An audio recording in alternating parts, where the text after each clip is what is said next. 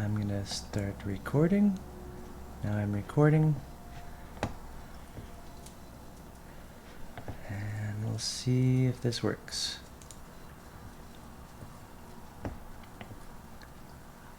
And we are live streaming. This is the first time I have tried streaming direct to Facebook.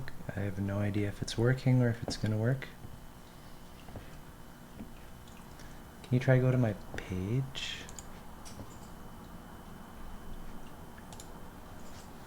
My computer gets slow, so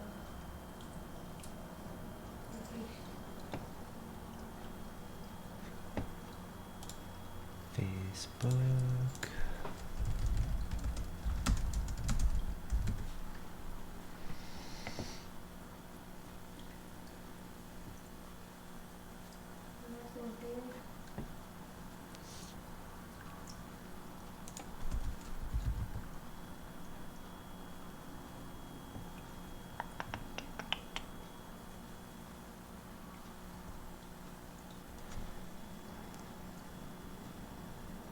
Business or brand page?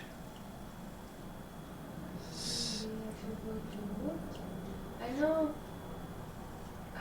some people tried to go live when I was on Facebook, so I kind of stopped that feature maybe. Oh yeah.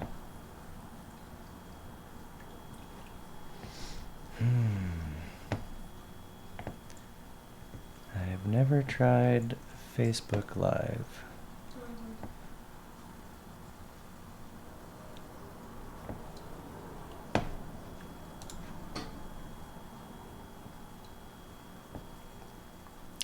Publishing tools, so you have to have a business or a brand page? Go to my latest version. No, you don't have to. I've seen people going live from their own, just them. Doesn't make sense.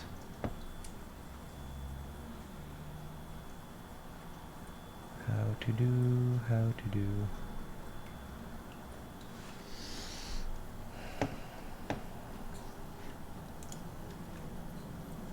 It says it's live for 2.5 minutes. For what? 2.5 minutes so far, but who knows where it's going to. Yeah, maybe I have to watch.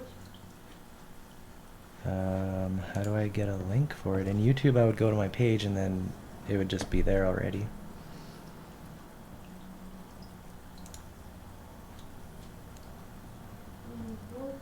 Live video. Maybe this. No. Connect. Yes. Here we go. Maybe. Share on my timeline. Add a title. Title. Corona Cruise 2020. Sunday, March 22. Sounds like a party. Check that your stream is connected and all required information is provided. So the stream has to be connected first.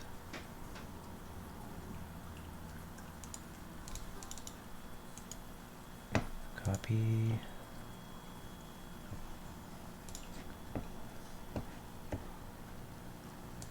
Stream settings. Okay, I guess I gotta stop streaming. If I even was. Show.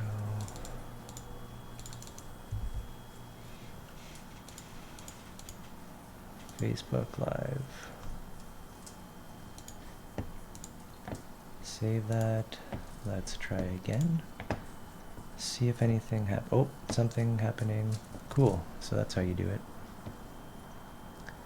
Go live. Video resolution looking good. Bitrate. Fetching stream. Fetch the stream. Are we live? Are we live? I think we're live. A few seconds delay there. Genocide that just asking Facebook page admins, do you schedule your live Few streams? seconds If so, delayed, do you use a third party software? Okay. No, I don't schedule my Zoom thing. up. Somebody says I have Zoom up. Okay. Cool. All right. Thanks, honey. So we are live, apparently. I don't know, you could confirm that if possible. I don't Um, know. Welcome to the cruise ship Earth. I am one of the crew members here, and I will be orienting you as we go along through this series. So far, what do I want to do today is just kind of recap the last week with all this coronavirus stuff, talking about what's happened in the markets, which has been kind of one of my main concerns, you could say. And just what's going on, I guess, in my life and what I'm seeing around me. A lot of good positive things. I'm seeing a lot of other people doing live streaming. People are connecting together. Is it working? Do you see on your computer anything? I have to split. There you go. All right, I'm live. I guess one person is watching, and that's you. So joy for that. All right, turn off the sound though because it's gonna feed back. What's that? Oh, 3. Cool. Okay, so some people are watching. That's great. So I'm just testing live streaming direct to Facebook, which I've never done before, and this is kind of better for me compared to YouTube because nobody seems to join the stream on YouTube. So hey peoples, I see 3 have joined already. Feel free to make comments. What I want to do here is just kind of talk a little bit about what's been going on with this coronavirus stuff. I kind of want to make a space for people to ask questions. I want to try and give my own takes on things that have been happening and what's going on. What's been my experience? What kind of things can we do to get through this better? And really, for me, it's kind of hopefully more of a meditative experience. So I hope to rather address any kind of questions or talk or chat. So I'm just going to kind of go with whatever comes up in my mind. And please, if you have any questions or any ideas about what to talk about, feel free to throw that in chat. And yeah, so this has been, this would be the 3rd video in a series of live streams that I've done so far. Just going to show you some of the tech that we got set up here. So you should be able to see my screen right now. And what I've been doing is I kind of have a master document going here with links to the previous sessions that we've done. Right now I've opened up a new working document, which I guess I could link that to you right now. Maybe I'll just throw that in the chat. Why not? So the previous documents, we can see, where are those at? So March 15th, and then we had March 13th.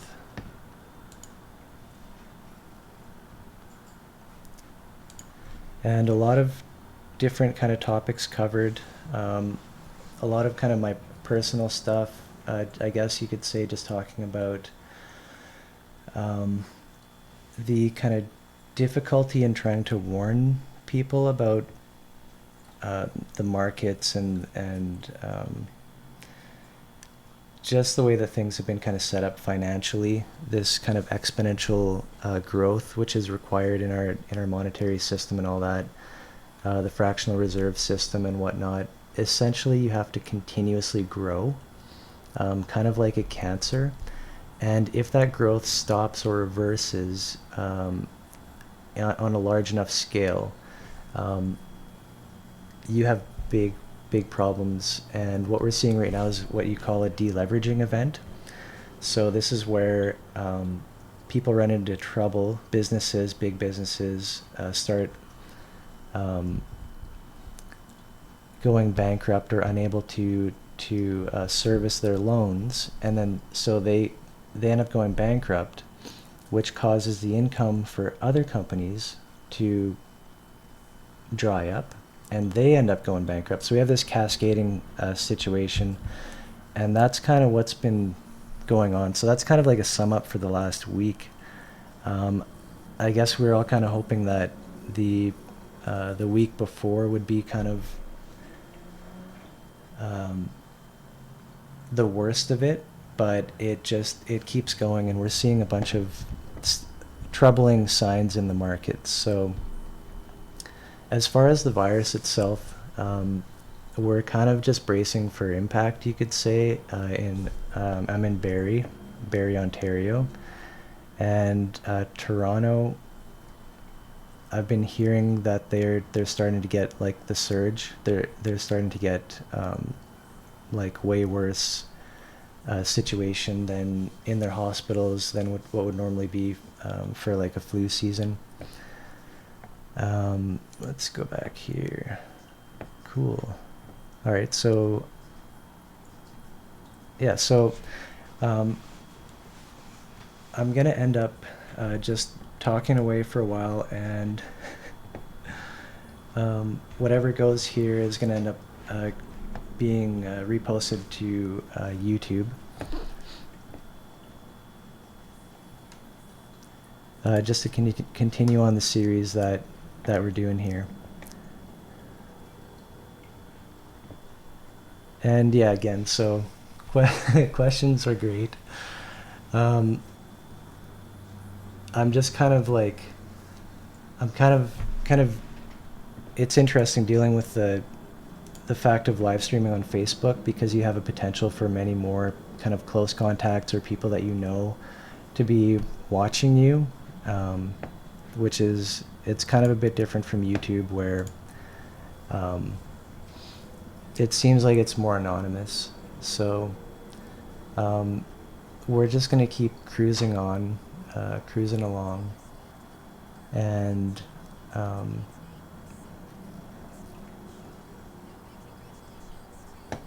we'll see where it goes. So I just wanted to recap what we were doing with the last couple of sessions here.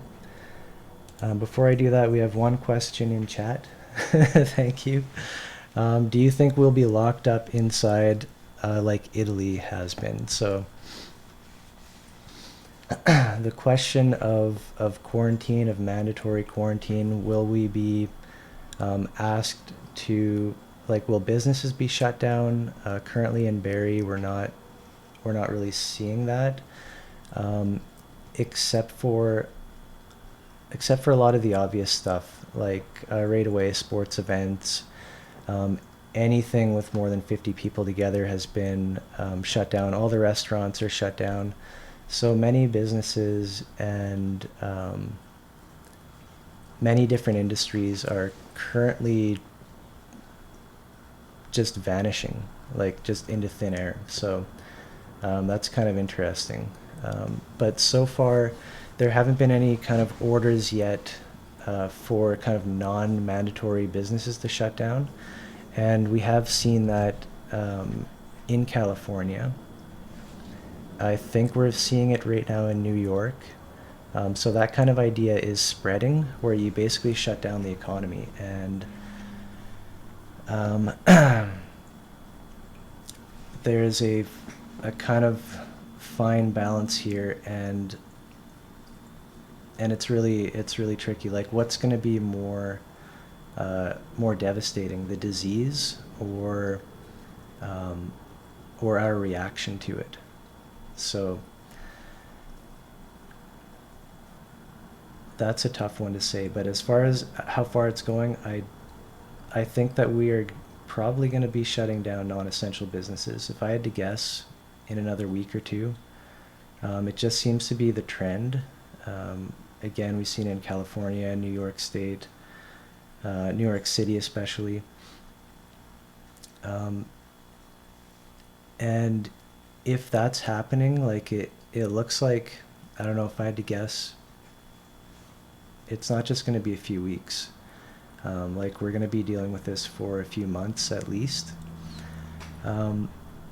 I've actually been feeling quite optimistic though, just from some of the news and stuff that I've been reading about as far as supplements that we can take, such as vitamin C being effective, as well as regular supplementation of vitamin D.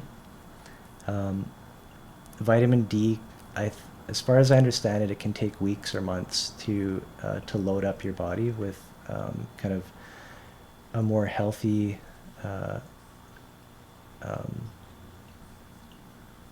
percentage or whatever in your bloodstream, and that helps greatly for modulating your immune system.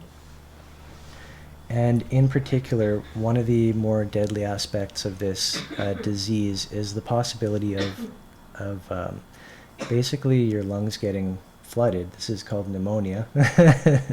Somebody's coughing in the background. I just choked on you.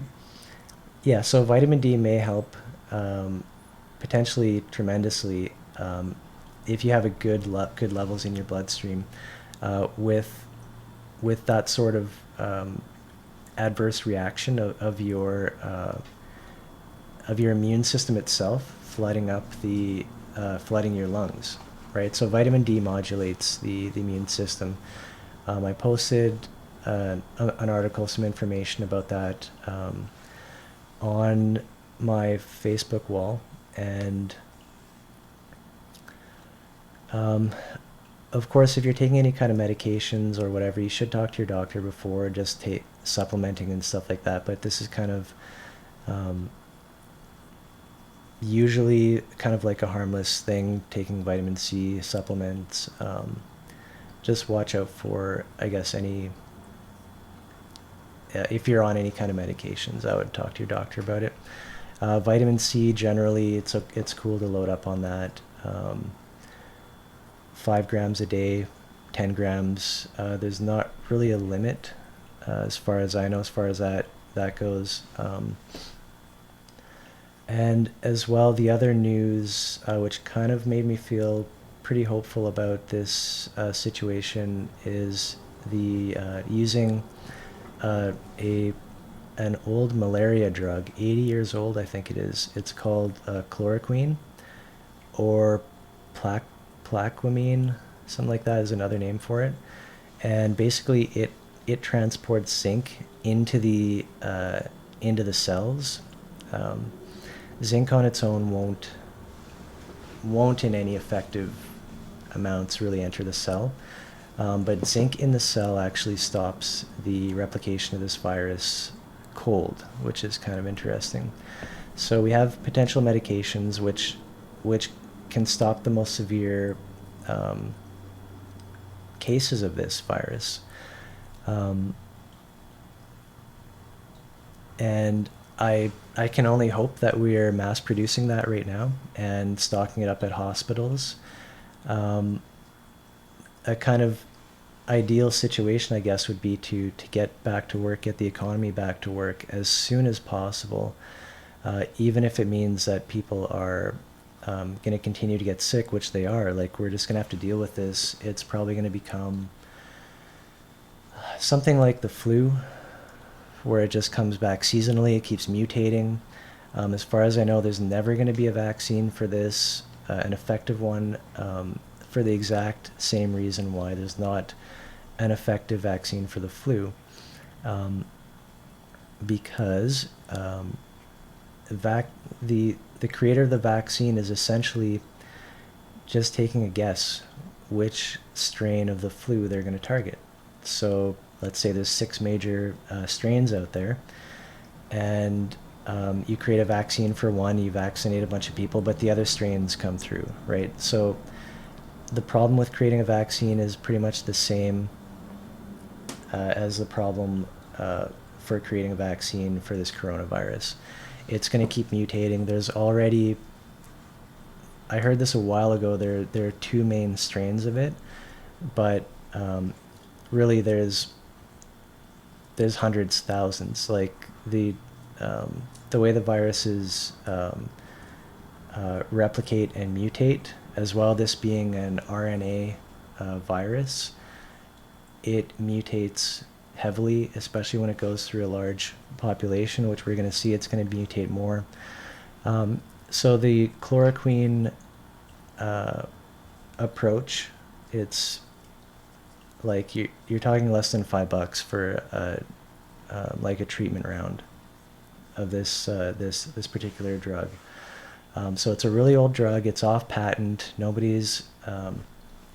I kind of joked before that nobody's profiting off of this because nobody has the patent to leverage an extreme price off of it. But so, on the other hand, this means that it should be wide open to anybody who wants to produce this on a mass scale.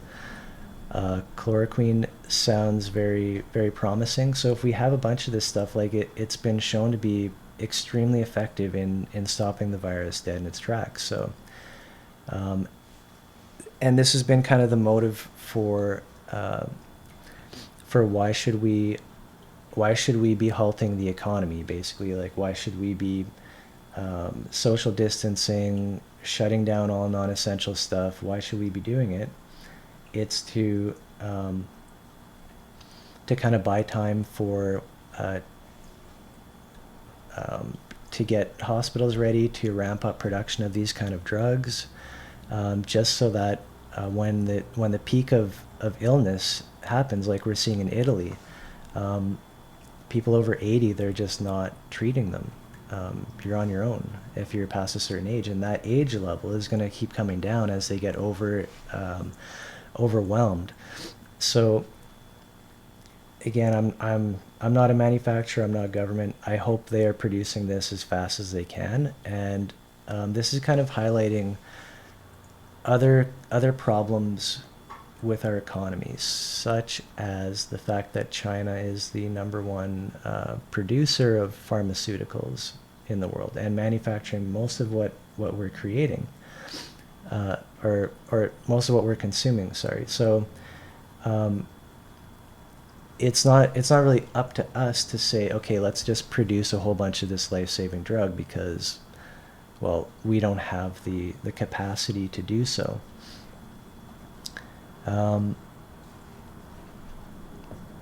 Yeah, so lots of kind of hopeful stuff that I've been seeing as far as potential treatments.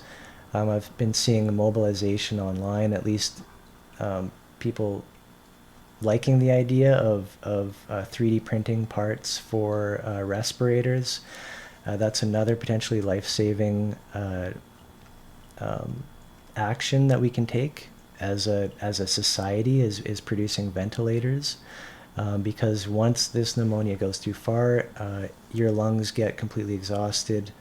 You can't breathe in, you're coughing, that kind of stuff. So a mechanical ventilator is actually another one of the kind of last resort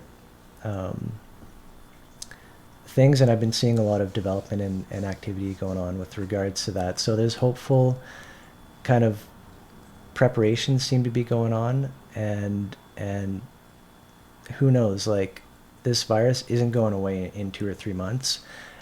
It's going to, as far as I understand it, infect most of the population of the world.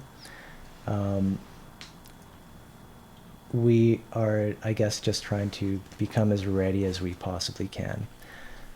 So just a sec here, I'm just going to read a comment. Thank you, Shagan. Our child is still out in childcare. They're doing extreme measures to keep the place clean. We do kind of need him in care to keep working, right? But would like your thoughts. So I think a lot of people are being probably pressed into this kind of situation. That's a really tough one. My personal belief is that we should be trying to keep the economy going, trying to keep our businesses going, trying to keep our jobs going as almost a higher priority than even what this virus is going to do. So you can't take your child out of daycare without losing an income, right? So that's an incredibly difficult situation. Some factors here to kind of to weigh out. I've heard number of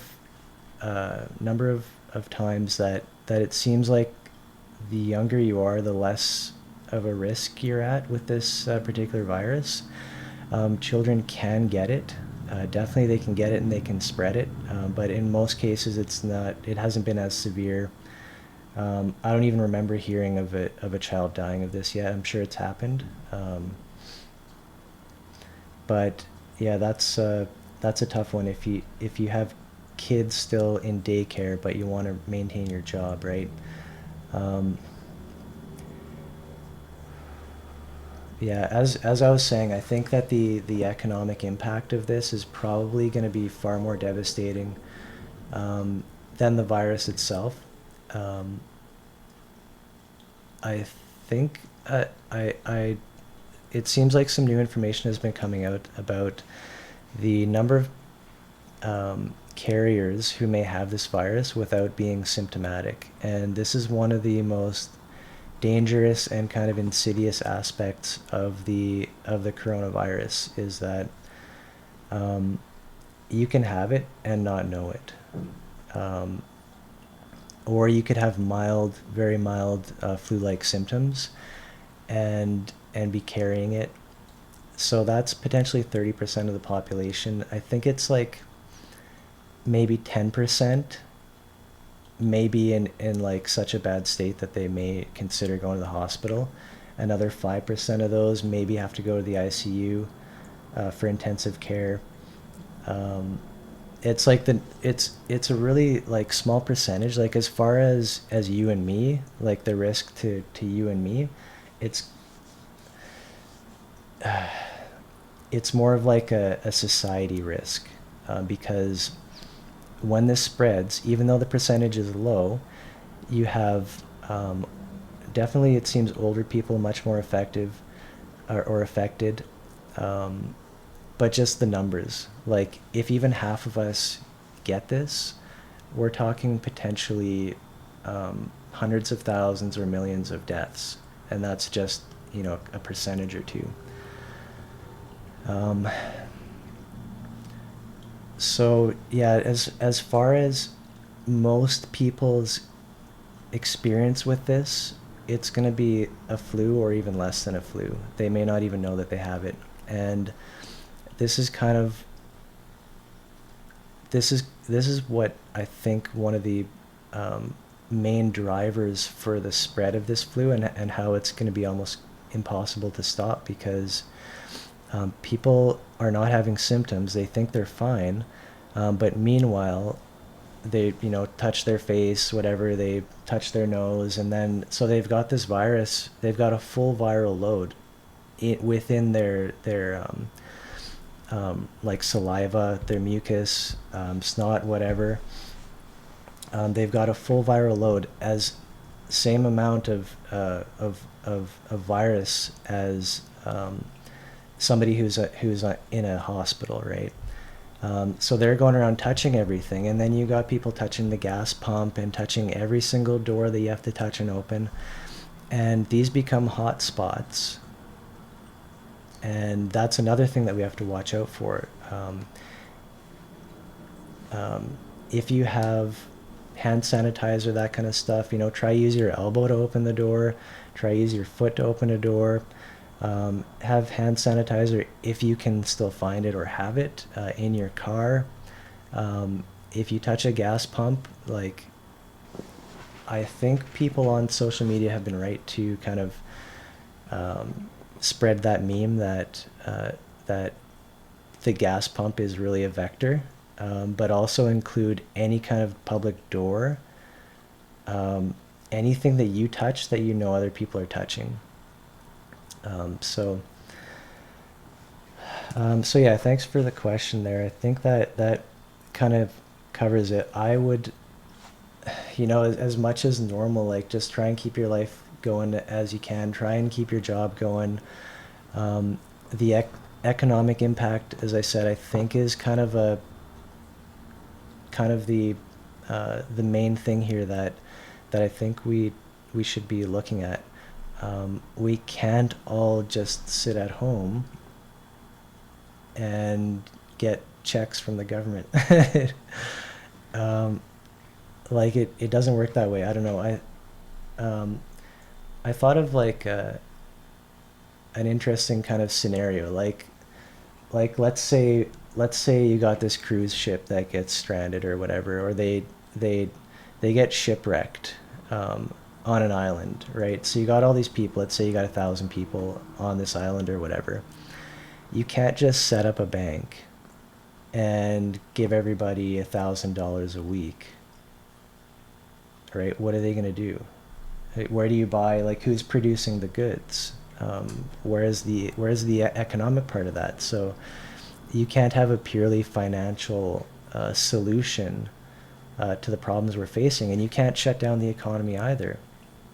We have to keep food going. We have to keep supplies, and this is in the face of right now a market crash worse. It might be the worst market crash of all time that we are currently looking at, and we're currently seeing it unfold. And this is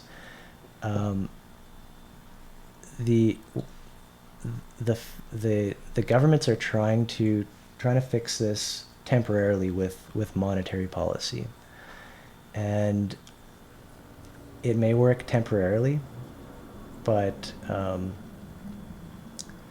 there's a lot of weird implications with that. Like, I've already been hearing numbers like trillions, like multiple trillions being pumped into sort of failing bets, like financial institutions and the way the markets work with derivatives and all that kind of stuff. Like, it's practically a casino for a lot of money, a lot of rich money, making bets, and they kind of assume that the party will never stop. But this has been what you call a black swan event. This is an event that was not foreseen, but for the last few years, I've just been like, every year that goes by, I'm like, oh, we made it through another winter, and this whole market thing hasn't crashed. That's kind of interesting. And even before this whole outbreak, like the last half year, there's been panic to try and stop the markets from bleeding, trying to stop them from showing signs of any kind of distress. And here we have it, just an event to kind of push things over the edge. So what we're seeing in the market right now, worst crash potentially ever, definitely worse than 1929, the Great Depression. Last I checked, it was approaching 1987. That was another huge crash, and we're probably exceeded that. If not, I think we're going to. If people who follow this kind of stuff, you may have heard of bubbles in the market. So this is like a housing bubble or the tech bubble. It was the tech bubble in 2001, then that went into the housing bubble, and then whatever credit bubble, and then so now we're at this situation, and these bubbles have been crashing. So we're at this situation where we've been inflating through easy lending, through easy lax lending standards. We've been pumping money into the stock market, and we have what they're calling an everything bubble. So the price of all investments have just been going up. Houses have been going up. Housing prices, if you haven't noticed, have been going up. So we may see a massive reversion towards the mean on that, and we're actually seeing something much bigger in play, and this is potentially as I was saying, a global deleveraging event, in which case people are scrambling for US dollars. And this includes all emerging markets. And so we may be seeing, like, where money has been pumped out into the world and into the markets and all this kind of stuff, we're seeing failures as well as bankruptcies and all that kind of stuff. And it causes a cascading demand for US dollars. So this is an end game scenario as far as the US dollar as a they call it the world reserve currency. It's the currency that every single currency is pegged to. So this is our rock and foundation of the financial system right now. And so, sorry, I'll get to the next question there. Thanks, Shagan. I'm just trying to I'm trying to spell out a little bit here what I'm seeing in the markets and why we can't just hope for things to return as they were to normal, as if this virus is our problem, our only problem, right? So the virus is a trigger. The pandemic is a trigger to finally push the shaky financial system, which has been way over leveraged, way overextended, and we're potentially seeing a sort of end game scenario that I've been aware of for over a decade. This deleveraging event, where everybody scrambles to try and get US dollars to cover their costs, cover their expenses. We've seen this airlines, Boeing, a number of companies are pulling their money out of they have revolving, kind of like revolving credit. Many companies have just access to credit. And what they're doing is they're just dumping that whatever they're eligible for, they're dumping it into their account. So they're pulling down the credit, essentially maxing their credit card. So we're seeing companies do this all over just to get access to these US dollars.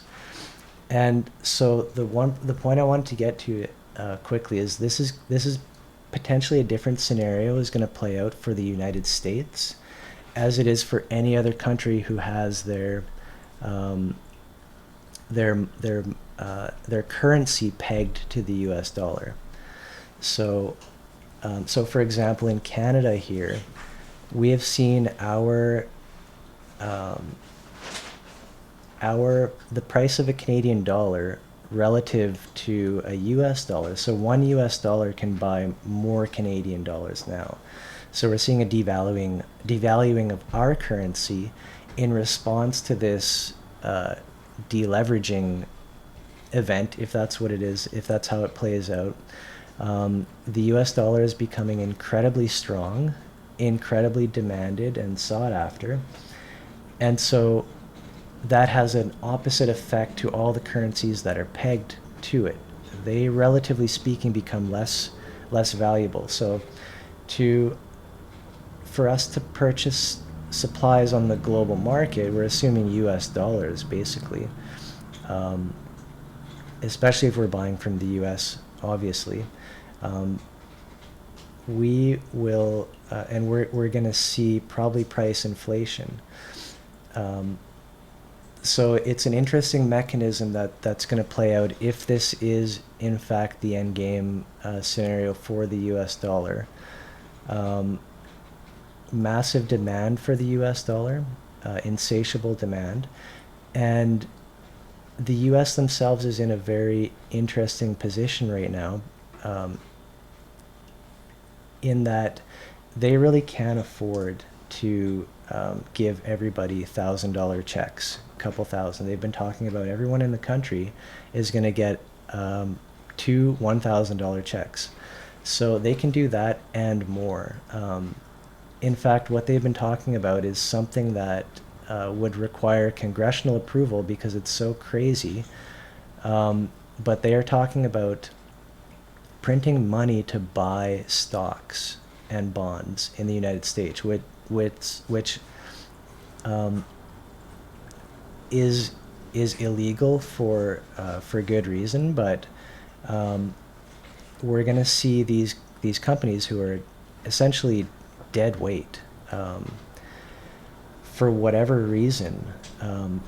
They have become too big to fail, and this is that thing coming up from 2008. These companies are deemed too big to fail. The stock market is deemed too big to fail, and so instead of having these cycles where you have sort of a period of business. It's called a business cycle, where you have boom and bust, and this is kind of built into fiat debt-based systems. Normally businesses are allowed to fail, and then whoever's strongest and still left is able to buy them up and repurpose them and all that kind of stuff. It's supposed to be a healthy mechanism for refreshing and reviving the economy, but this does not happen anymore. So we have basically a cancerous tumor, a number of tumors. It's metastasized in the global business world of companies that are insolvent and can't do anything that people need, but yet they're so. If they fail, then others will fail, right? Like they can't. If they go bankrupt, others will go bankrupt. So it's kind of like you just keep holding this up and printing money. So the U.S. is in an interesting position for this end game scenario, in that they really can, as U.S. dollars are just in such high demand from the world, from this cascading deleveraging event, they can't afford to just let the printing press fly. Like, they can give everybody as much money as they want in their country. They can, they've already given trillions. That, like, we're seeing this too big to fail thing. They've given trillions to companies to like these credit default swaps and all this kind of stuff. They've papered it over. They're trying to stop that the big events from taking out the stock market and all these companies. So who knows, maybe they can turn it around as far as the markets. But my feeling is that we've already hit a major shock, and we're probably looking at the next 5-10 years of kind of that. They say we're in a recession now, but if times are repeating themselves, you can look at like 1929 and that kind of stuff.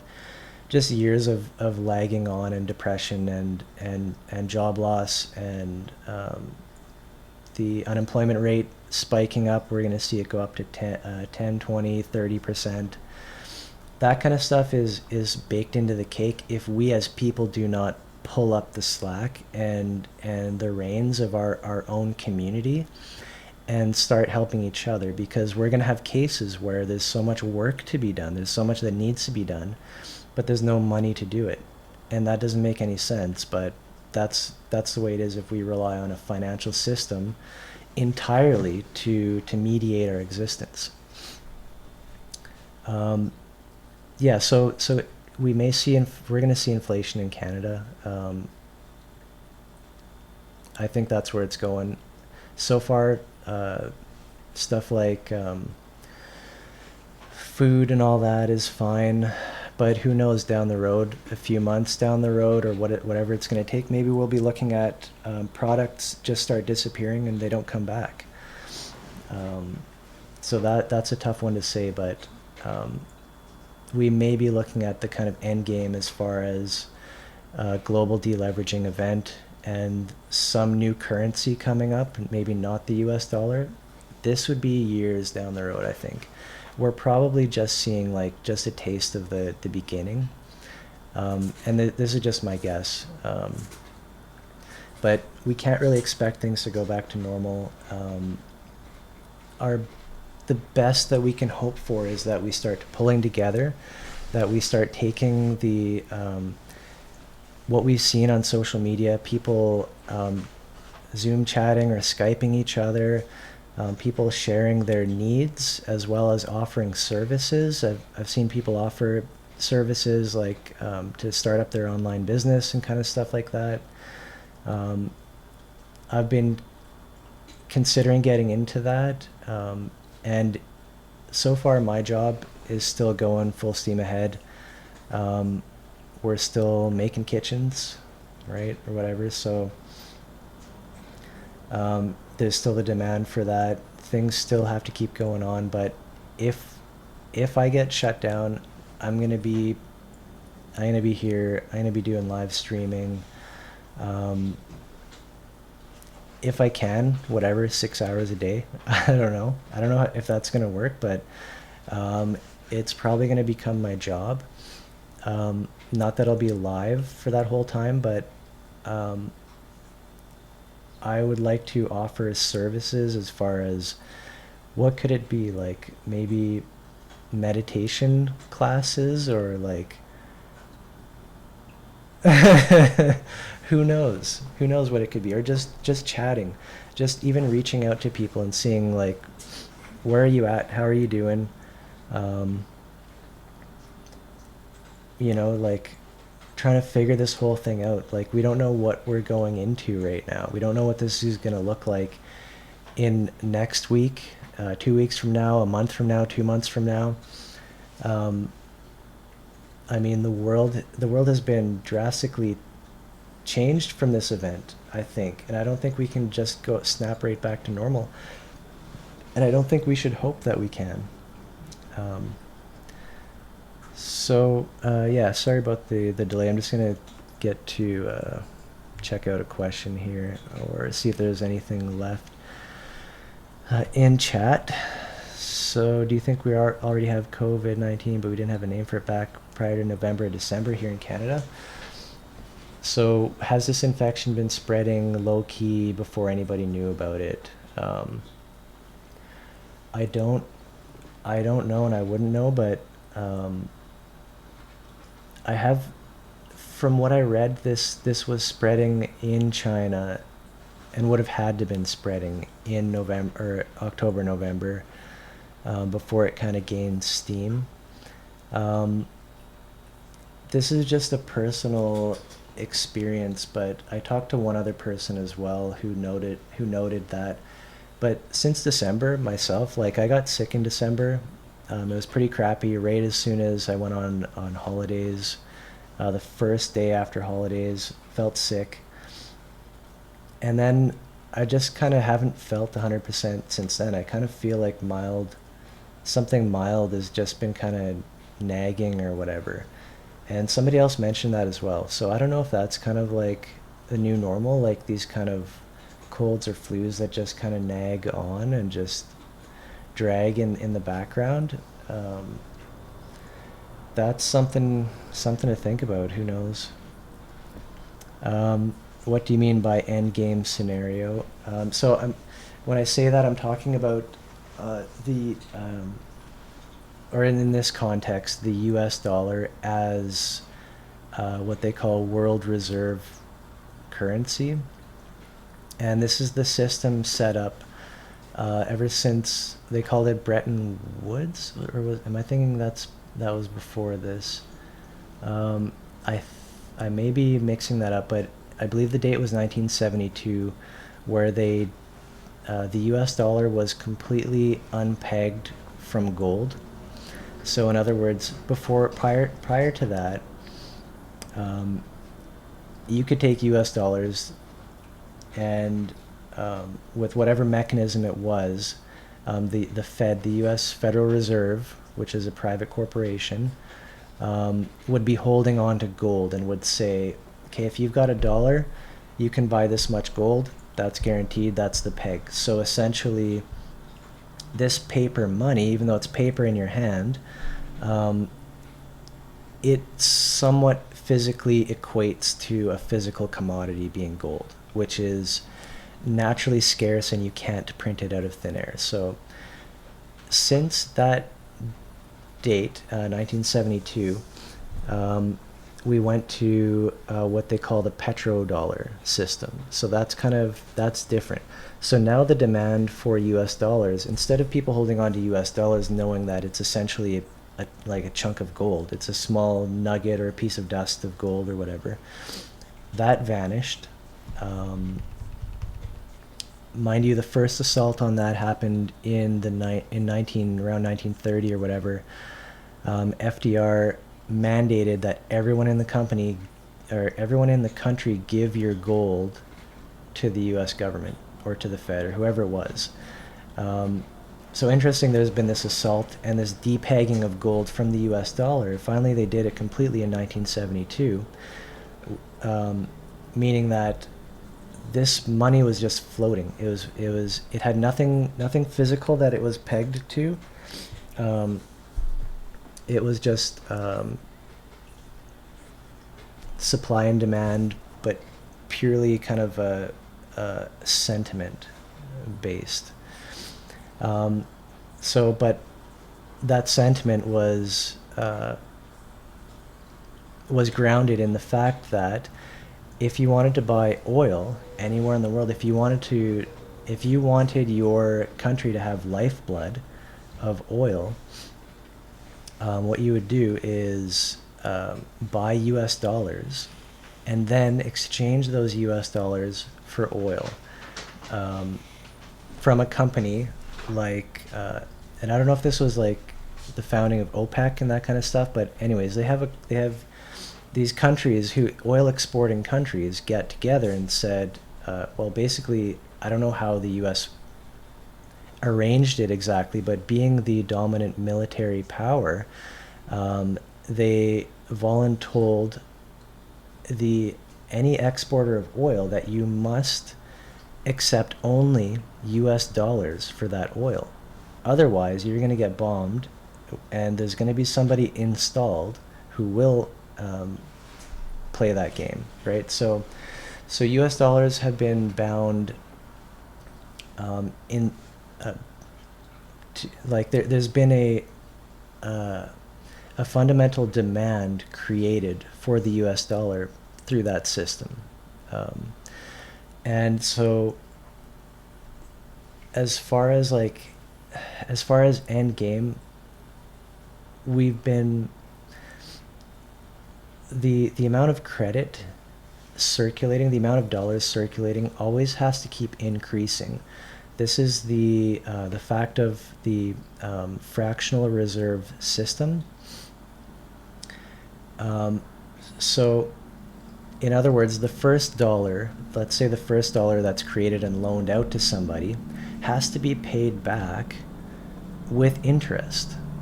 So if $1, let's say the very beginning of this whole system, like this is just kind of a thought experiment, but let's say you start up this US dollar system, you loan out your first dollar with interest. So whoever accepted that loan, they have to find 5 cents. When they give it back, that dollar back to you, when they're done with it, that 5 cents has to come from somewhere. Where does it come from? Well, the bank loaned out $1 to you, $1 to somebody else, another $1. They all have to pay that back, right? So now there's, say, $10 out in the economy, but $11 have to come back to the bank. So this is the way that debt exponentially and in an unlimited sense grows and has to grow. And if it ever stops growing, you get these deleveraging events, and this is bankruptcies, and this is kind of like this is what eventually has to happen. So the amount of debt, I think the U.S. is it 30 trillion? I don't know, some gigantic number. It seemed like only yesterday under Obama it was like 11 trillion or something. I think we're past 20, we're at 25, who knows. But anyways, the banking system the economy has to keep growing. This is kind of the cancer aspect of it. It must keep growing. And if the economy ever slows down or even reverses, you have this cascading deleveraging effect where people can't pay back their loans. So what we expect and what ends up always happening, like there's so much debt in the United States right now, like by the government and everything, the whole system. They can take two paths right now to fix this problem. One is the responsible one, quote unquote. We're already past responsibility, but so the responsible way would be to allow interest rates to rise and start paying back debts and all this kind of stuff, and essentially accept responsibility for the debt load you have, hunker down, be austere, spend on nothing, and just service your debt and try to pay your debt down. But that when you control the printer that makes the money out of thin air, it's very, very, very tempting. In fact, I would say it's so tempting that it's near impossible to resist. Like this is on a mass scale, you've got trillions of dollars, however much human work and effort that represents to actually pay that back, and pay it back to who? Like whoever was so blessed to have this status as the corporation who gets to make loans and print money and then expect the interest to come back to them. That's who we would be paying back. But anyways, austere measures and all this kind of stuff, just hoping that we could get the debt down and down. It's not going to happen. What is going to happen is a Zimbabwe type scenario, the same scenario we see in every fiat currency. The end game of that fiat currency is basically we're going to see so much money created out of thin air, printed, that, and we're going to be begging for it too, that we just want the stock markets to go up. We just want our portfolios to go back in the green. We want that that illusion that we can retire based on our investments. So you've got this whole world crying and shouting out for just fix it. And so it's what they're going to do. I'm sure there's going to be so much money printed, and that's what I refer to as when I say the end game scenario. So we are at the dip before that, and then we get the rip. So the dip is this deleveraging event, and this is where there's just so much demand for US dollars that everything sells off because everybody just wants dollars. They don't want anything else, right?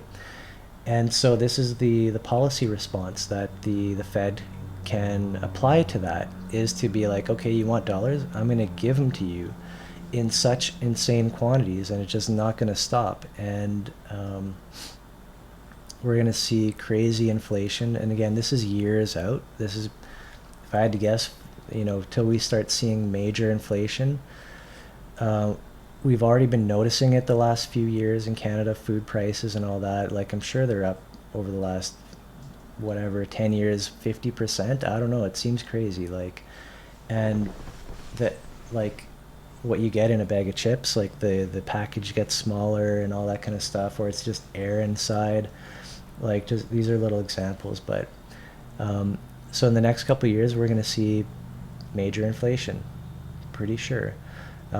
Even with this dip event with the United States dollar becoming so highly demanded, we may see right away inflation take off in Canada. But definitely when the US starts printing big time, we're going to see it happen. So, sorry, I'm just going to catch up with any questions in chat. 6 largest banks in Canada say they're going to defer mortgages. When we were talking about millions of deferred payments, how can that not affect the customer in the long run? Should governments be helping people or helping businesses?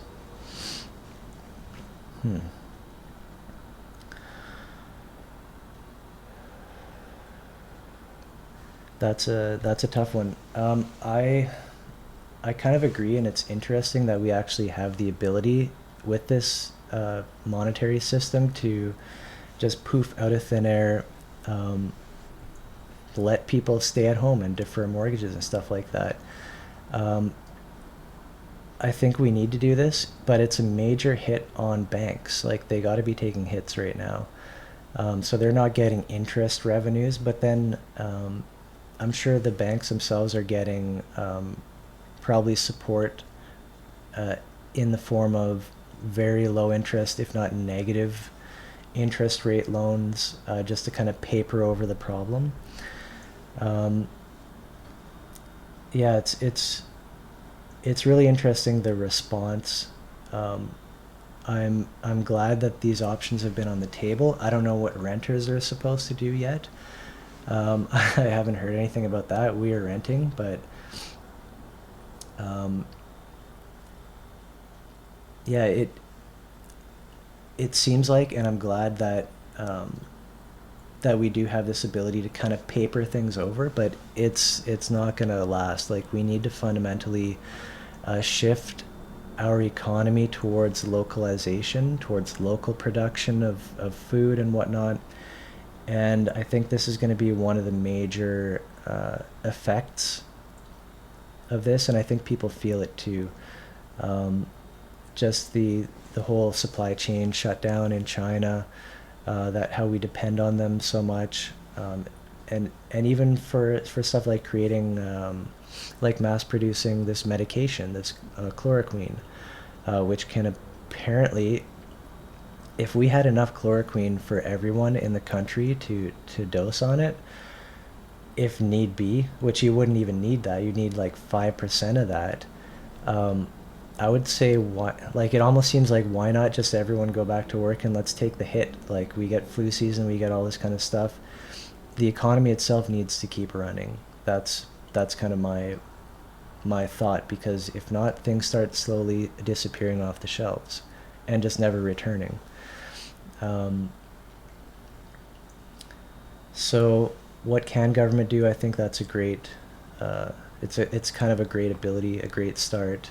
Um, it's very relieving to know that if you get kind of temporarily um, kicked off your job site by the government, that there will at least be people, or that EI is fast tracked, that kind of stuff. Even people who don't have EI are apparently being considered now, that this is kind of an emergency, and we definitely don't want people to go poor and hungry in a situation like this. That, like, we're kind of on the edge as far as like we just, as a country, we can't let that happen, because there'd be riots. Like shit would really hit the fan.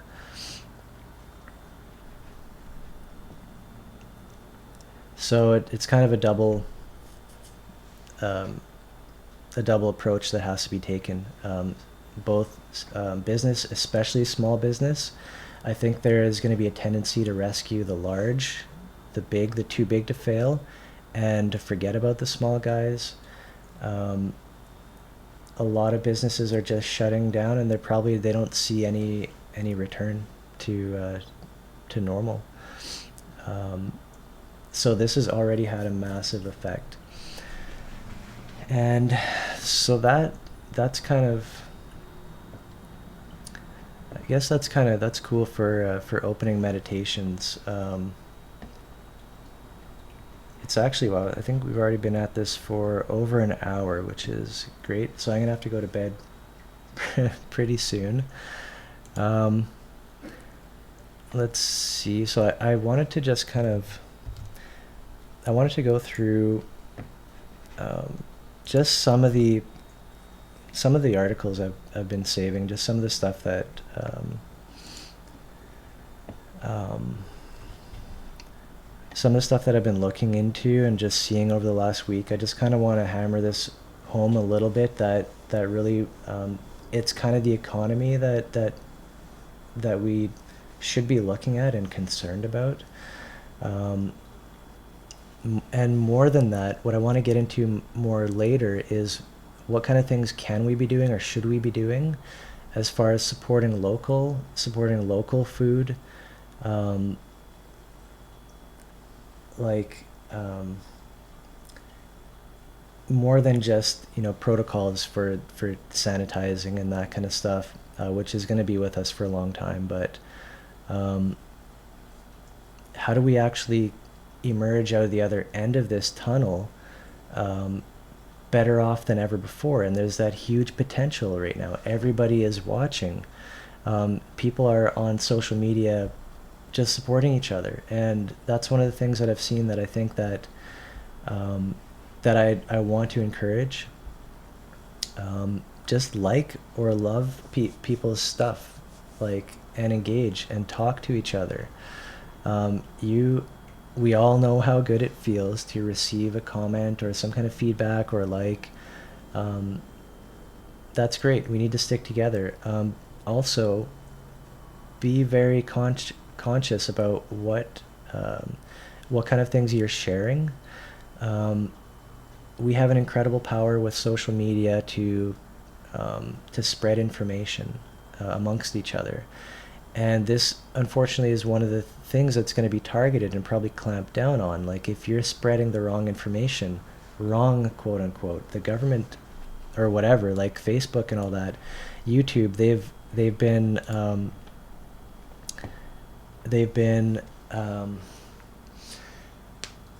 just kind of carelessly and recklessly censoring stuff. I've had some of my stuff censored recently. I put it on my wall. I took a screenshot of it, like, just because it's ridiculous. And like, you get this feeling like, what can I do about it? I just want to talk to my friends and family. I don't want to have to censor myself. Like, this is really the biggest danger. One of the biggest dangers. This is almost worse than economic impact. Is what about, like, this kind of clamp down on communication, on social communication with each other. Um, so we have a very powerful tool in our hands, the ability to share information with each other. So watch out what each other is sharing, and feel free to share it as well. If it's good information, if it's something that you feel like could help people become more active on social media, this is going to become kind of our job for a lot of people. Like each other's stuff, just share good vibes, keep the spirits up. This has an incredible effect. And help yourself to feel more connected with others by posting selfie or whatever, like whatever it was or whatever you did that day, or your ideas, your thoughts. I think that we have an amazing opportunity here, and I'm going to be talking a lot more later about this kind of stuff and how to organize with each other, how to organize our own lives. As I'm not the greatest example of that, but I've been studying it, that's for sure, in very great detail, at least the last few years. What this kind of game that I've introduced a little bit, it's basically, the concept is computational mind mapping. So we're mind mapping in a way that sort of harmonizes with perception itself. And that's kind of hard to describe or explain, but essentially it can help us to share behaviors amongst each other by sharing protocols, as an example, or sharing stories, or sharing programs, or sharing schedules. So these are different aspects and different kind of aspects of perception that they tie into. So that's kind of this is my main project. I've been working on it for years, that I want to share with people, share with you. What can you do right now? I would recommend, if you're not journaling yet, start a journal. That's great. Another thing, if you're not scheduling your time, start a schedule, start a day timer, get a calendar. And try to be more intentional about your commitments, as well as list your commitments. Be aware of what projects you have ongoing. Just keep kind of a central place, a kind of dashboard for your life, for what you're committed to and the actions and steps that you're taking to actually get it done.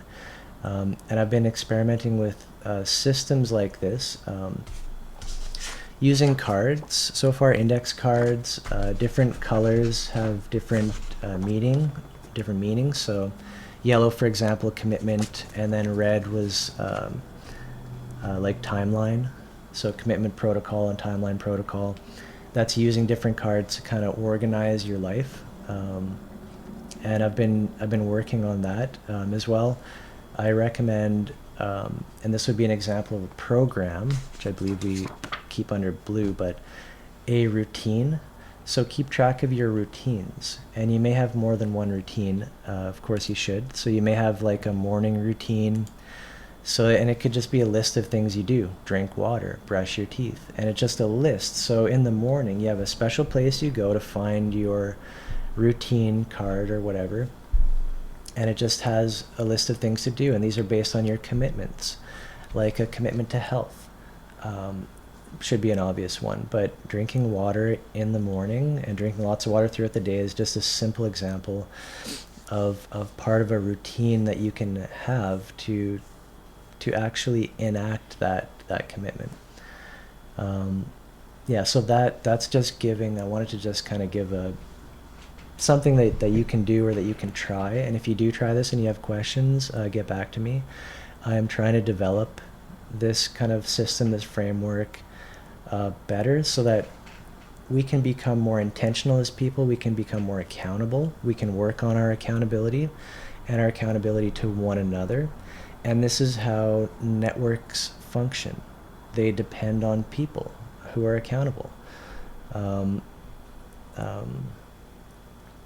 And this is kind of, you may see a glimmer of the direction that I'm hoping to kind of take this live stream series, and the work that I'm doing to show other people how to do this game that I've created with the help of a number of other people. That's where I want to go with this, and I see it potentially having a massive impact if we can collectively kind of commit to things together, like whether it's a community garden or whatever it is. Like, just the fact of having it written down kind of makes it real before it's even real. So just to have an idea in your mind is one thing. It's already become a sort of piece of reality. Right? But if we want to get out the other end of this tunnel in a good shape, we're going to have to learn how to work together, how to kind of emerge this collective brain, so to speak, this collective intelligence. And so that's what this cognitive technology is that I've been working on. And it spreads virally, mimetically. So we have a great sort of analogy in the coronavirus. That's why I've called this series the Corona Cruise 2020. You could tack the word organization onto the end of that, and that's the fact that it replicates. And it replicates by coming online, becoming intentional, and communicating in a network of people intentionally about things, and sharing problems with each other and potentially solutions, and maybe holding each other accountable, or asking where, can you help me with this, or like, or you didn't do that, is something wrong, can I help you? It's not kind of like, we're definitely not going for the kind of guilt trip stuff that's completely that's antithetical to this kind of thing. It's really about just being more intentional and having the tools to do it. So like a day timer, a schedule, an actual list of your commitments and what things you like to work on, developing your own routines and this kind of stuff. So I was going to recap what I did last.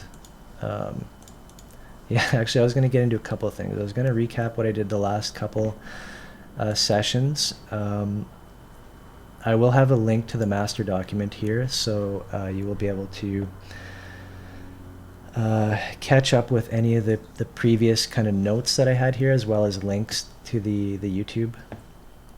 And I have to figure out how to link to Facebook. I'm presuming this is public. I don't know. I may have to change settings and that kind of stuff. And what was I going to do? I was going to get into a lot of. See, I have so many articles here that that I've just saved over the last week, and it's really painting this picture of like things have got to change. Not only that, but the market has basically stated that they are changing.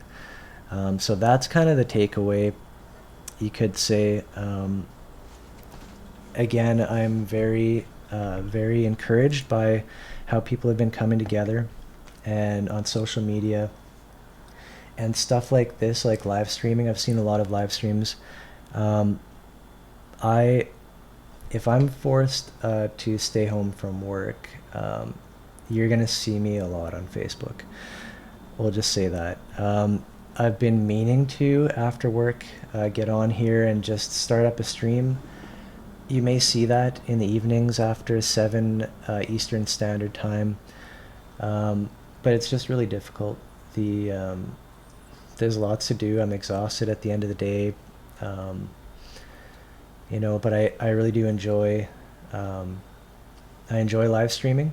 I've been working on it. I've been working on my skills a little bit, and I enjoy most of all the feedback. So thank you, especially Shagan. Thank you for everybody who has liked this, who has joined up, and who has sent me a thumbs up and all that kind of stuff.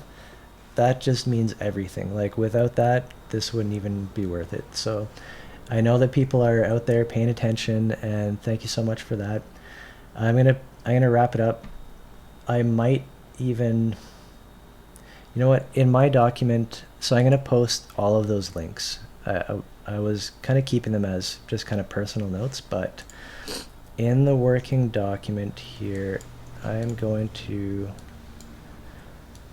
right now copy all these links out. So for people who are interested in the kind of more technical market side of things, there's a whole whack of links here.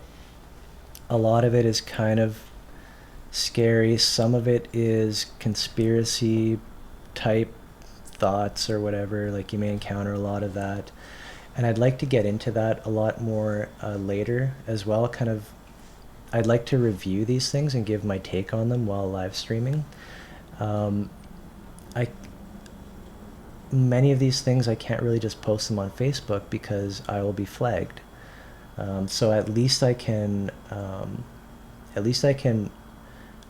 kind of present them to you like, okay, I'm just a dude like whoever else, and I'm seeing these different information from different sources, and then we just kind of try wade through it, right? Like Facebook, they got these like truth squads or whatever,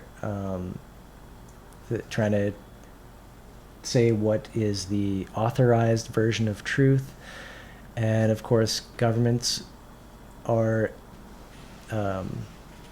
we're going to see them in mainstream media as well, really hammering into this idea of censorship, and that there should only be certain outlets for truth. But I much prefer to wade through all these whatever people are thinking. Like, this is how we have to come together. So if we're going to see that kind of censorship and stuff, that's essentially stamping out our ability to connect with one another. It's taking our eyes away from each other and towards the central command truth broadcast or whatever it is. So I'm very aware of that, and cautious about what links I post and stuff like that on Facebook, just because of the reality of that. It's already been a long time coming for that kind of censorship and stuff. And so I want to keep my ability. I don't know if they would remove my ability to live stream or whatever kind of sanctions or kill my account. hopefully it couldn't come to that, and especially in a platform like Facebook where I'm just talking to my friends and family. Like, who is anybody else to say who I can talk to, right? And those are fighting words, and so I'm gonna end it on that, I guess. Once again, thanks for watching. Cameron, you joined at the last second, buddy. But it was a good stream. Good meditative stream. Thanks for the questions, and I'm just going to shut her down right now. Again, I'm going to try and do this throughout the week. You may see me. If you do, it's going to be evening after 7 Eastern Standard. If not, it's going to be next weekend, unless I get sick and have to stay home or something weird like that, or if they shut down businesses, in which case you'll see me a lot on here. But anyways, for now, stay safe, stay healthy, everybody. Don't panic. There's many silver linings out there. This is the biggest awakening event that we have ever seen in the history of mankind, and we are going to take advantage of it. Love you all. Peace out, and have a good night. Yeah. Yeah. Wow, that was great.